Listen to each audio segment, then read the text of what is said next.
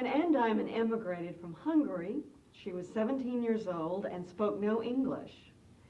Just 8 years later, she had completed high school, college, and earned a law degree.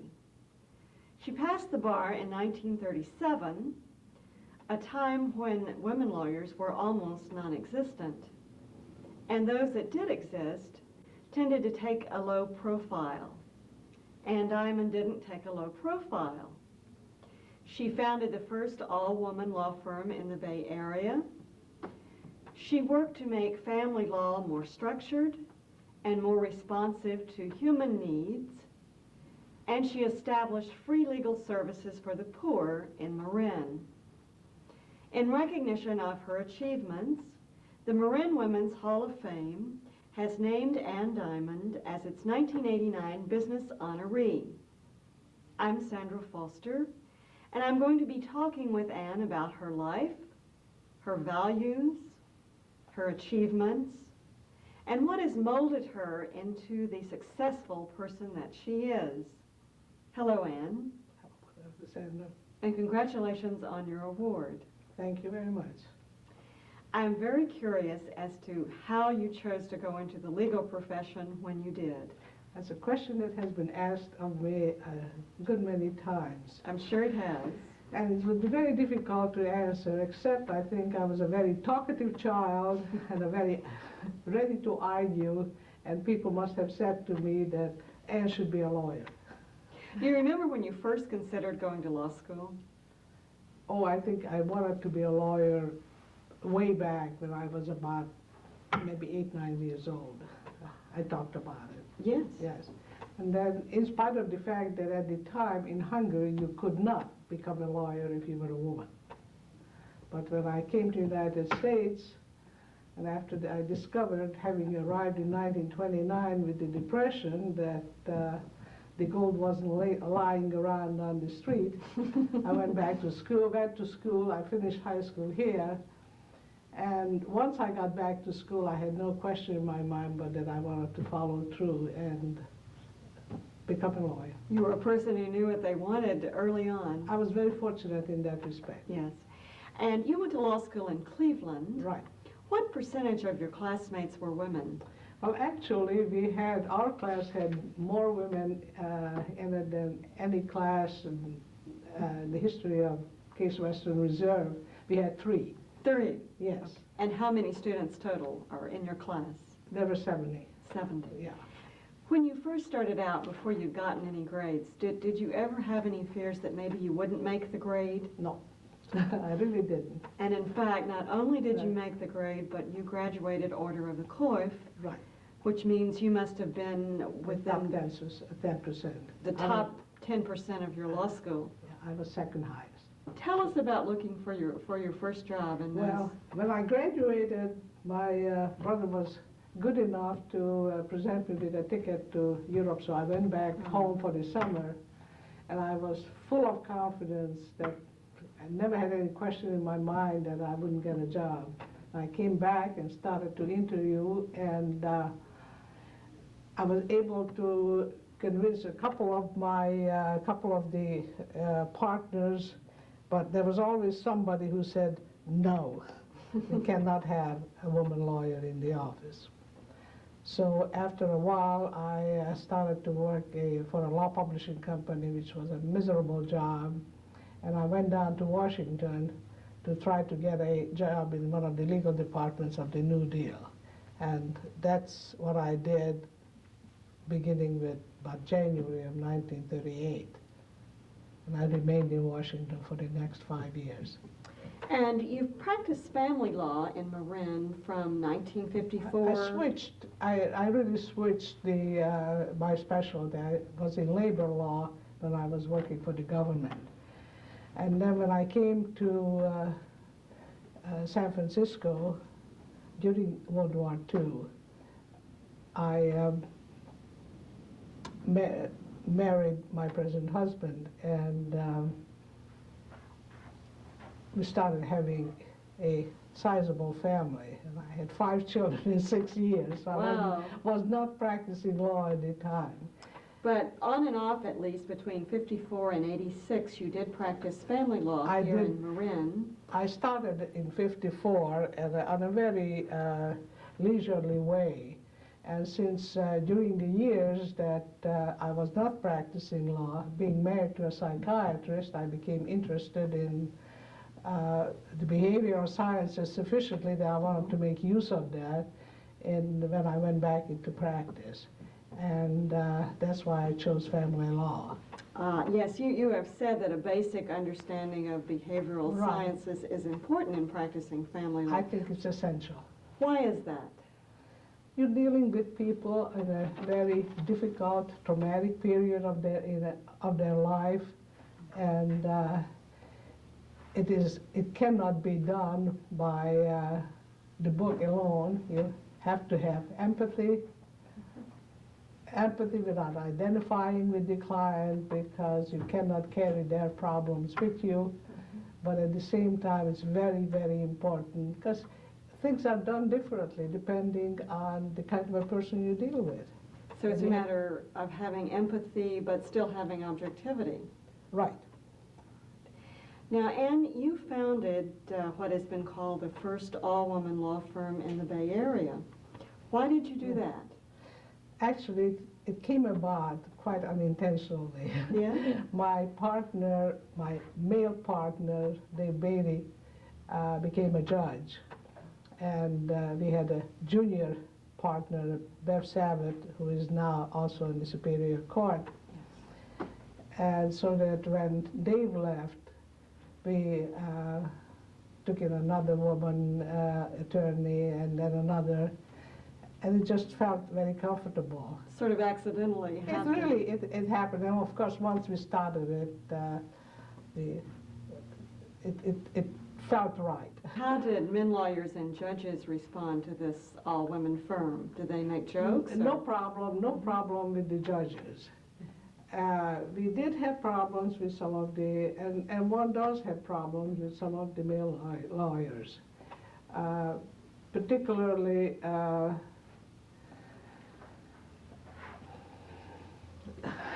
it's really, there are certain lawyers who do not like to work with women. If a man pursues a case aggressively, well, he's a good, tough, aggressive lawyer. Yes. If a woman does it, She's a witch. she's a witch. Now, wasn't this all-woman law firm written up in Newsweek at Yes. one point? Yes. What was that like? Well, it was just, this was the beginning. In the late 60s was the beginning when women started to go to law school in larger numbers. So that the fact that we were a all-women firm, one of the reporters thought it was interesting. And we had a nice write-up in the Chronicle. Carolyn Dews wrote up the firm on a fairly large article. So we had extra publicity, yes. But you are considered a pioneering lawyer for many other reasons other than being a woman at that time or founding a women's firm. One way is that you, as I understand it, were the main person that suggested and got going the guidelines that judges use to set family support amounts. Can you tell us about those guidelines and how they're used? Well, what happened originally was that you knew that it depended which judge you would have as to whether you were going to get a good support arrangement for your client or otherwise. And you would try to manipulate your cases, and I felt that it was a very poor way of doing it. Actually, I read about the fact that this was done in Chicago, and I talked to one of the judges, and he thought it was a good idea. So the Bar Association, I had a committee, and we worked up a schedule, which was refined as we went along. And then one of the judges took it to a state, California State Judges meeting, and talked about it, so others picked it up too. The schedule now, it has been computerized. Now you put in the figures and out comes the number. But it has been a slow evolution in that direction. But all courts in California do use these guidelines Yes. now. Yes, now it has become part of the law, actually. I believe that there is specific reference to it in the... Another much newer wrinkle in family law is to resolve the disputes through mediation, and I believe you were one of the first to employ this technique. Can you tell us how that works and why that's important? Well, mediation, I think is wonderful, but it takes expert handling of the mediation. It is not something that anybody can do, because I think it is very important that the parties are told what the law would provide, so that it's not just whatever just seems okay. For instance, before a man agrees to give up certain things, he should know that he would not have to do that if he went to court. And same way with the wife, that she should. So it should be against the. It should be something with full disclosure and full information. So mediation is an alternative to going to court. I think it's wonderful when it works. I think that in some cases, the greatest and best mediator will not be able to do it because some men and some women just feel that they have to have their day in court and will not do it by agreement. And some have had their communication break down so much, I would think, that they're not able to put it out there and think objectively. Yeah, well, my feeling was in the beginning when I started with mediation that, occasionally we had husband and wife both come in the office and say, we really know what we want and we don't want to hurt each other. Everything sounded very nice, and you would have to say, because that was the law, that you can only represent one of them. Yes. So at that time, the parties were talking to each other, they were dealing with the children very well, and when one of them went off to another attorney's, I don't know if you ever watched LA Law, but I think a particular type of family lawyer is very well represented.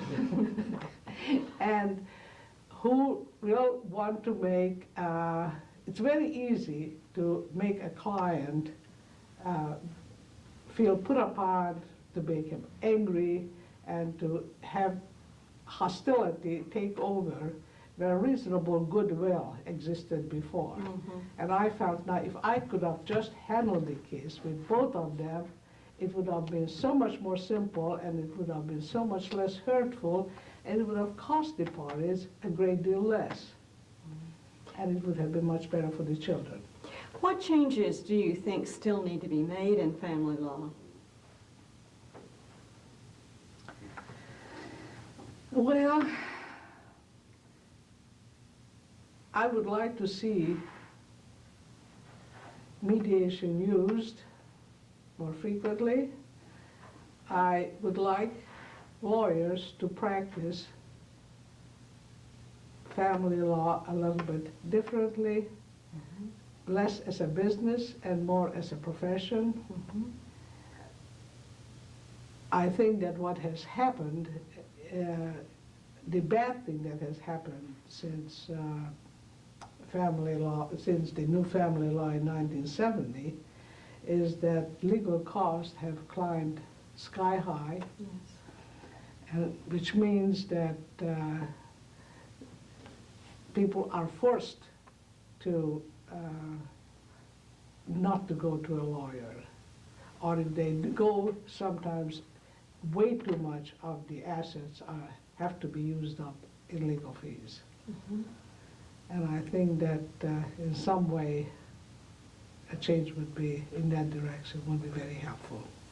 I know you're concerned about the economic issues because you also started the Legal Services for the Poor in Marin. I didn't start it. You didn't start it, or you worked I with that? worked on it. I was one of the lawyers who started it. Until when the government came, by the time for the agency's name, it became the legal services were financed, and we had up to that point. The President Johnson Great Society. Yeah. But up to that point, it was the Marin County lawyers really did a very, very good job of it. I helped in getting it going and stayed with it, but every lawyer in Marin County did some. You have also taught family law in colleges and law schools.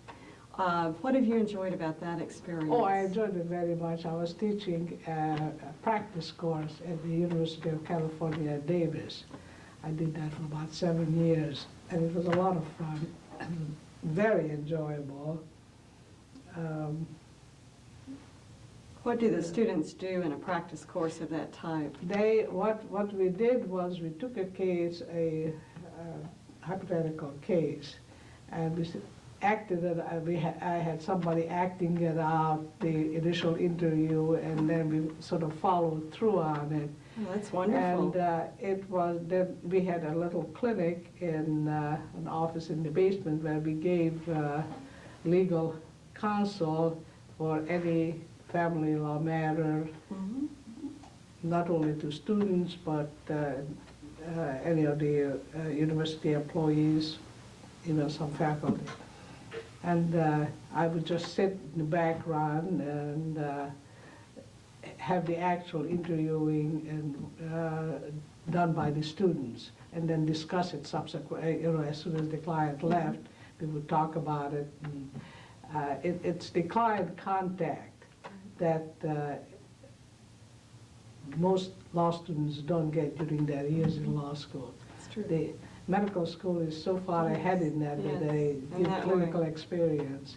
And I thought, I enjoyed that. It was great. A lot more of the education should start earlier. I think that every high school graduate should know something about the law, how it is practiced, have some understanding, basic understanding, and this should be part of some course, whether it's civics or whatever. And I think that would go a long ways to understand as to what happens in civil cases, what happens in criminal cases. Some really basic material should be presented to them, because even the ones who go to college, they know absolutely nothing as to how the legal profession operates. In Marin Until they're County, in trouble. in Marin County, in the high schools, are they doing anything of this sort that you know I of? don't know. When I was in practice, I used to, sometimes was called upon to give a talk, and I'm sure that there is some of that. But it's not part of the curriculum, and I think that it should be, because I think it's so much a part of life. What advice would you have to a family lawyer just starting out today? Then it's a good field, that if you are really interested in people, family law is a very good area to practice. The other thing is that you have to know a little bit about so many things, that there's such a variety that you experience in handling a divorce case. Because depending on the profession or business, you have to know everything from taxes to real estate to corporate law, because it all gets involved in family law. You were born in Hungary in 1912. Your father was a government worker, and your mother was a homemaker, I believe. Right. And you had a younger brother. An older brother. Older brother. What were your favorite activities as you were growing up? That's a very long story. I don't really think you want. We had, Hungary went through a great many changes. When I was born, at the end of 1912. I was a year and a half old when World War I broke out. My father was immediately called into as an officer in the Hungarian army. He was away for a couple of years, so I had very little contact with him. After the war, the Serbian army was in our town, and they took hostages of the various government officials, including my father, and I remember visiting him and seeing all these men whom I always saw in the stiff collar, and they were sitting there unshaven and so forth. How old were you then? About 5 or 6, 5 I think. Were you a leader as a child, would you say?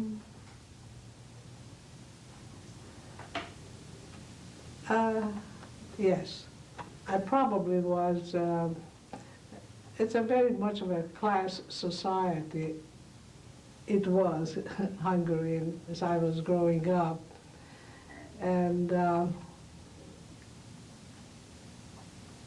yes, I think that I probably was. I had a very happy childhood and very happy adolescence. It was difficult for me. I think that it was probably unfair to my children because they were going through the throes of adolescence, and it was very hard for me to identify because my own was a very happy one. When your parents moved to the States when you were 17, were you frightened at all? Oh no, I very much wanted to come. Oh, I very much wanted to come. We came because our American uncle visited us for the first time. He lived in Cleveland and was a bachelor and came home in 1928, just before the Depression. And he wanted us to come, and this was, from then on, that's all that both my brother and we wanted terribly much. What did you expect to find here? Lots of, money. Money. Money. It was going to be an easy life. It's going to have all the things that I haven't had. Did you find the life easy once you got here? Heavens no. But it was a very good thing for me that's when I arrived, because it took me back to school very quickly. What was the most important thing about your partnership with your husband? What do you mean?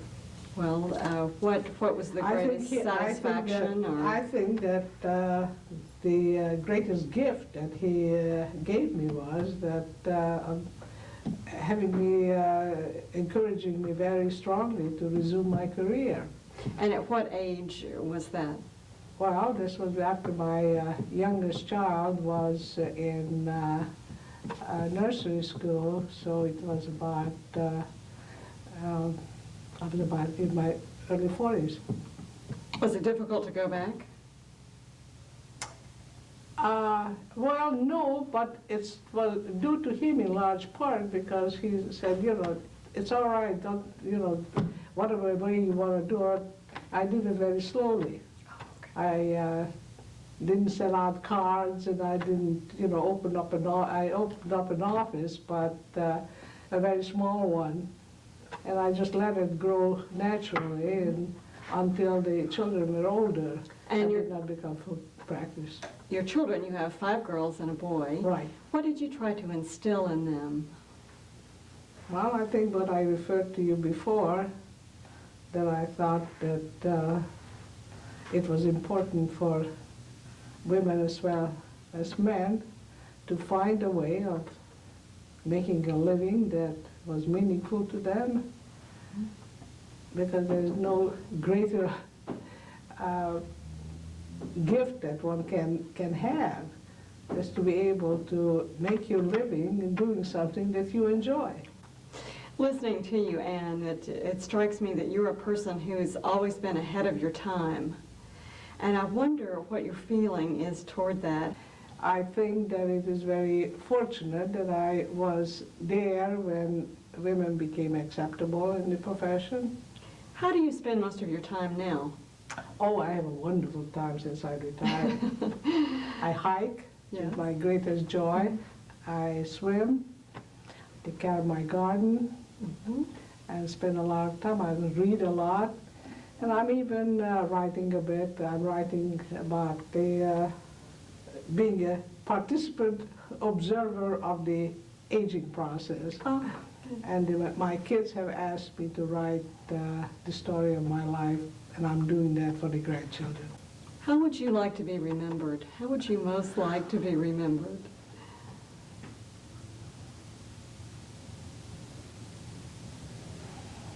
I don't know. I am pleased that I have been able to help others to. It's a good feeling to go into the grocery store and have somebody whose case I handled 15, 20 years ago and come up to me and tell me that how well things are going and how they were able to put their life together, and that I had some part in that. Those are the good things.